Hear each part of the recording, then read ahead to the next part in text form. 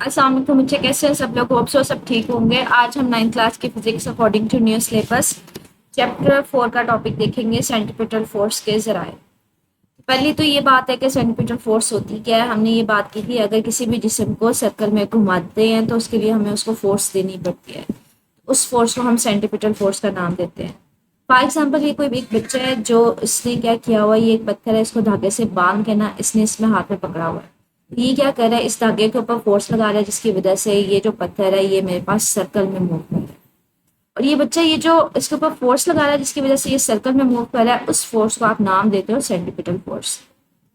तो centripetal force आसान अल्फाज में ऐसी फोर्स होती है जो किसी भी चीज को सर्कल में मूव करवाती है। कहते हैं पिछले सेक्शन में हमने पढ़ा कि अगर किसी जिस्म को दायरवी रास्ते का मतलब है सर्कल में मूव करवाना है, तो हमको हमें उसको सेंट्रीपिटल फोर्स देनी पड़ती है।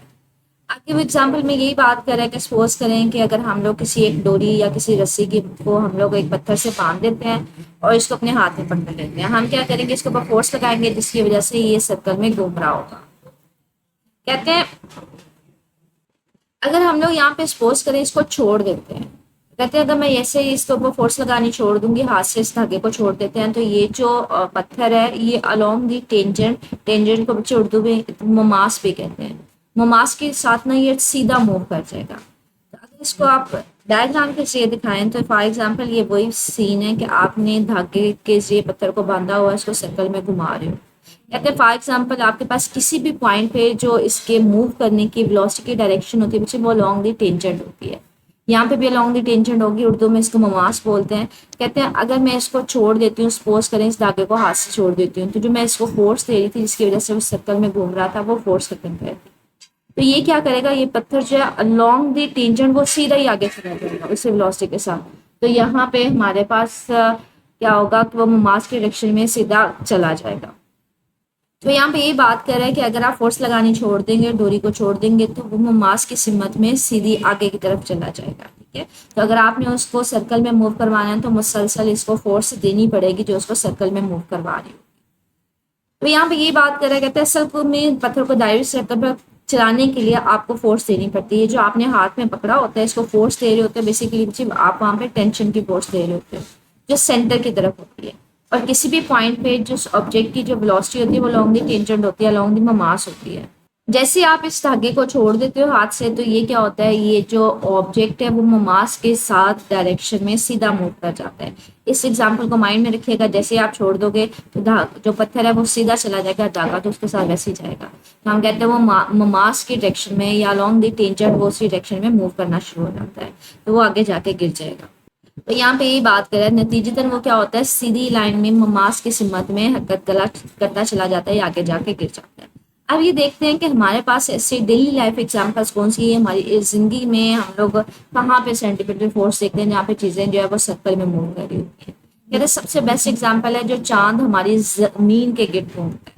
अगर इसकी आपको मैं शक्ल दिखाऊं, हमारे पास क्या होता है इसमें स्ट्रक्चर कि सेंटर में जमीन होती है, चांद जमीन के इर्द गिर्द घूम रहा होता है सर्कल में। ये किस वजह से घूम रहा होता है, जो जमीन होती है इसके ऊपर ना ग्रेविटी की फोर्स लगाती है, तो वो ग्रेविटी की फोर्स इसको सर्कल में घुमा रही होती है। तो बेसिकली ये ग्रेविटी की वजह से ना सर्कल में मूव कर रहा होता है, ग्रेविटी यहाँ पे सेंट्रीपिटल फोर्स दे रही होती है। तो यहाँ पे ये बात कर रहा है कि जमीन की ग्रेविटी बेसिकली उस चीज को अपने गिर्द सर्कल में घुमा रही होती है, उसको सेंट्रीपिटल फोर्स दे रही होती है। कहते हैं यही बात जो है ना, सैटेलाइट्स आपने सुने होंगे, सैटेलाइट्स बेसिकली जब खला में भेजे जाते हैं वो जमीन के गिर्द घूम रहे होते हैं। अब ये सैटेलाइट भी जमीन के गिर्द क्यों घूम रहे होते हैं, क्योंकि ये जमीन जो है इसके ऊपर ग्रेविटी की फोर्स लगा रही होती है। तो उस ग्रेविटी की वजह से वो सैटेलाइट्स जो उनको सेंट्रीपिटल फोर्स मिल रही होती है और वो सर्कल में घूम रहे होते हैं। कहते हैं अगर इसको डेली लाइफ में देखें कि सेंट्रीपिटल फोर्स का यूज कहाँ पे हो रहा है, कहाँ पे हम इसको अपने फायदे के लिए इस्तेमाल कर सकते हैं। कहते हैं सबसे पहले इसका जो यूज है वो देखें तो इसको ड्रायर मशीन में इस्तेमाल किया जाता है कपड़ों को ड्राई करने के लिए।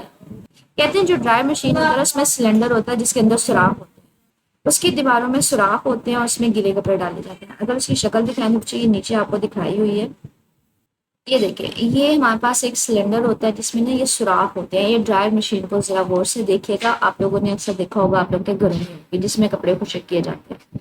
इसके अंदर ना छोटे छोटे सुराख होते हैं।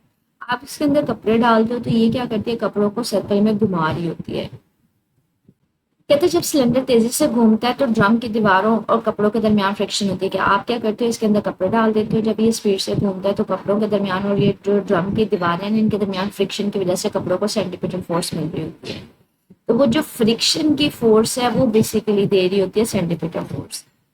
लेकिन कहते हैं पानी के कतरे जो है ना उनके ऊपर उनको सेंटीमीटर फोर्स तो लग रही होती है, लेकिन वो इतनी नहीं लग रही होती, बहुत हल्की लग रही होती है। तो वो पानी के कतरों को सर्कल में नहीं घुमा पा रही होती, तो जिसकी वजह से पानी के कतरे जो होते हैं ना इन सुराखों में से बाहर निकल जाते हैं तो कपड़े हमारे पास ड्राई हो जाते हैं। तो यहाँ पे यही बात करें कि पानी के कतरे जो है वो ज्यादा ना घूमते हैं, वो दायरों में हरकत करते हैं, लेकिन सेंटीमीटर फोर्स उनके ऊपर इतनी ज्यादा नहीं होती कि वो सर्कल में उसको कंटिन्यू करें, मतलब सर्कल में घुमाती रहे। सेंटीमीटर फोर्स कम होने की वजह से वो क्या करते हैं, सर्कल में नहीं घूमते, वो दायरों से ये जो सुराख है इनसे बाहर निकल जाते हैं, जिसकी वजह से हमारे पास जो कपड़े हैं वो खुशक हो जाते हैं। कहते हैं इसके अलावा हमारे पास एक और एग्जाम्पल है। एक एग्जाम्पल ये जो है ना मक्खन सेपरेटर की है कि आप लोगों ने दूध है उसमें से मक्खन को बाहर निकालना है। तो वो कैसे निकालेंगे, आप उसको दूध को यहाँ पे इसके अंदर डाल देते हैं। जो मक्खन होता है ना जो उसके ज़रात हल्के होते हैं उनको सेंटीमीटर फोर्स लग रही होती है तो वो सेंटर में इकट्ठे होना शुरू हो जाते हैं। लेकिन जो दूध के ज़रात होते हैं वो भारी होते हैं, वो जब घूमते हैं उनके ऊपर सेंटीमीटर फोर्स इतनी ज़्यादा नहीं होती, तो वो सर्कल से बाहर निकल जाते हैं, बाहर निकल के वो आपस को बाहर निकाल लेते हैं दूध को। तो यहाँ पे यही एक एग्जाम्पल दे रहा है कि आप दूध में से क्रीम या मक्खन वाली मशीन की भी एक यही एग्जाम्पल है। आप क्या करते हो सेपरेटर इसमें, जिसे इसको ना इस मशीन को क्रीम सेपरेटर भी बोला जाता है। इसमें क्या करते हैं, आप दूध को डाल देते हो, दूध को बड़ी तेजी के साथ घुमाते हैं। जो मक्खन होता है उसके ज़रात हल्के होते हैं, उसके पार्टिकल्स बच्चे हल्के होते हैं, मतलब लाइटर वेट होता है, वजन उनका कम होता है। तो उनको थोड़ी सी भी सेंटीमीटर फोर्स मिलती है तो वो सर्कल के सेंटर में इकट्ठे होना शुरू हो जाते हैं। लेकिन जो दूध के ज़रात होते हैं वो भारी होते हैं, उनको ज़्यादा सेंटीमीटर फोर्स नहीं मिल रही होती, उनको ज़्यादा चाहिए होती है लेकिन नहीं मिल रही होती, तो वो क्या करते हैं, वो सेंटर में नहीं रहते, वो बाहर निकलना शुरू हो जाते हैं। तो इस तरह से आप दूध और मक्खन को अलग कर लेते हैं। ये हमारे पास टॉपिक था कि सेंटीमीटर फोर्स होती क्या है, और उसको सेंटीमीटर फोर्स हमने प्रीवियस लेक्चर में देख लिया था। ये बेसिकली है कि आपके पास इसको डेली लाइफ में कहाँ पे इस्तेमाल कर सकते हैं। तो एज अ होल इसको याद करेंगे अलहदा से। ये आपके पास शॉर्ट क्वेश्चन भी पूछा जा सकता है कि सेंटीमीटर फोर्स किस तरह से फ़ायदा मंद है अगर आपने कपड़ों को ड्राई करवाना है या फिर आपने मक्खन दूध से मक्खन को या क्रीम को अलहदा करवाना है। तो ये अलहदा से शॉर्ट क्वेश्चन भी पूछे जा सकते हैं, या एज अ होल ये इसकी कह लें कि लॉन्ग क्वेश्चन भी पूछा जा सकता है।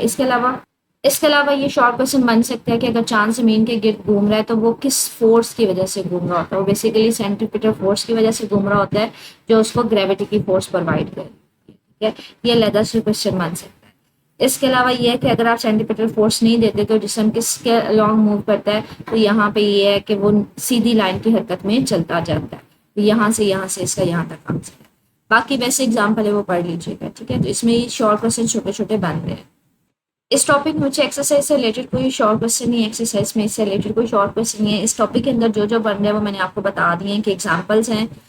एज अ लॉन्ग अगर पूछते हैं तो आप इन सारे एग्जांपल्स को इकट्ठा कर देंगे। बाकी इसमें से ये 3 शॉर्ट क्वेश्चन बन रहे हैं कि एक तो चांद वाली है आपके पास, दूसरा वो मक्खन सेपरेटर वाली है, तीसरा आपके पास ड्राई मशीन वाली है। और दूसरा कि अगर आप सेंटीमीटर फोर्स नहीं देते तो ऑब्जेक्ट जो है वो अलॉन्ग दी स्ट्रेट लाइन या अलॉन्ग दी ममास या ममास की तरफ वो मूव कर जाता है, सीधा हरकत करता हुआ आगे जाके गिर जाता है। तो ये आपके पास अलग से इस टॉपिक में शॉर्ट क्वेश्चन बन सकते हैं। ठीक है, स्टिल कुछ पूछना हो तो बच्चे मेरे से कमेंट सेक्शन में पूछ लीजिएगा। ओके, अल्लाह हाफिज़।